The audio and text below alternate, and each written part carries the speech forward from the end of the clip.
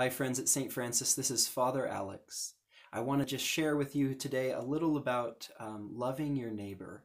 By your baptisms and commitment to Jesus, you have a high calling to love the Lord your God with all your heart, soul, mind, and strength, and to love your neighbor as yourself. During this time of social distancing, I want to encourage you to renew that second part of the commandment, to love your neighbor as yourself. You can do this in several ways. First, stay away from your neighbor. Resources, the love of Jesus, all of these things are things to share. The virus is not something that we want to share. So as much as it is possible, stay home.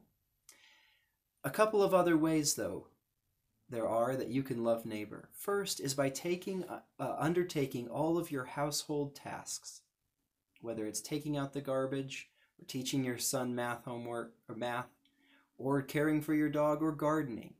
Undertake them all in the spirit of Jesus, knowing that all of it can be an act of love of neighbor.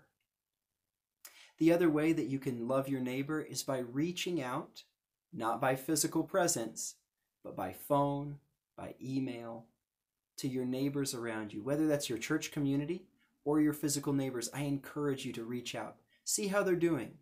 You can ask them a couple of questions and you may be able to offer them help. Ask them whether they're anxious, whether they're nervous. Ask them where God is in the midst of this for them. There may be an opportunity to share the love of Jesus and the greatness and goodness of God who holds our futures in our hands.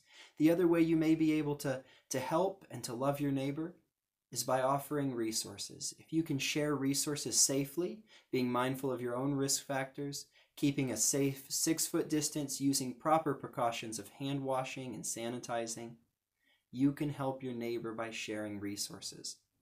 We will only get through this if we get through it together, if we all pull together. Your church, St. Francis, is also able to help. We are pooling our resources here, and we're looking at all the ways we can